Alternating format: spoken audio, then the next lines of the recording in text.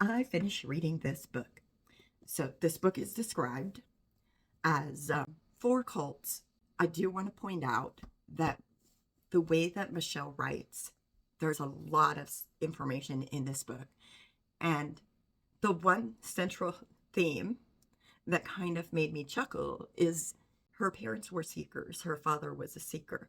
And he went from, one group to the Hutterites to the River Brethren, no, the bruderhof, then the River Brethren, and the Amish Mennonite Church, and then Eastern Orthodoxy.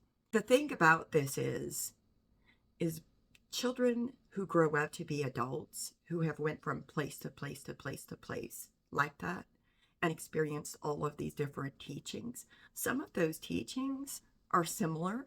Some of those teachings are familiar, but they have a very specific twist and flavor to it. And I think she illustrates that very, very well.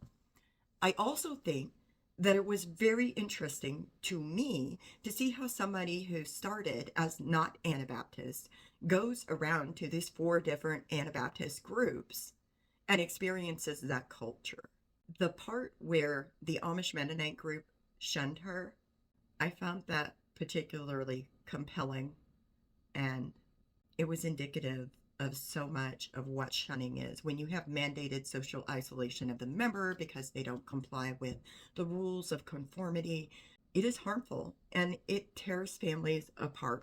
The way that they invoke that and use like honor thy fathers against Michelle was atrocious.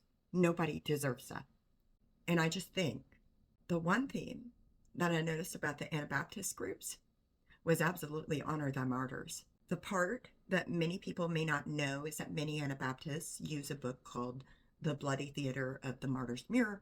And for her to learn all this stuff as a child, she had to learn about our martyrs, our Anabaptist martyrs, and how this is the right church, the right belief, and the right way to make it to heaven.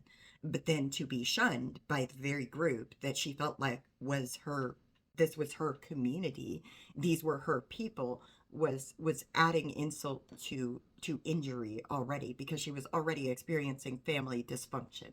I'm really, really grateful that I get to know Michelle. I'm really grateful that we get to have the privilege of reading about her life. I think it can provide insight into who we are, but it can also provide insight into different groups and how these group dynamics sometimes play out. Thank you, Michelle, for writing this book. I appreciate it.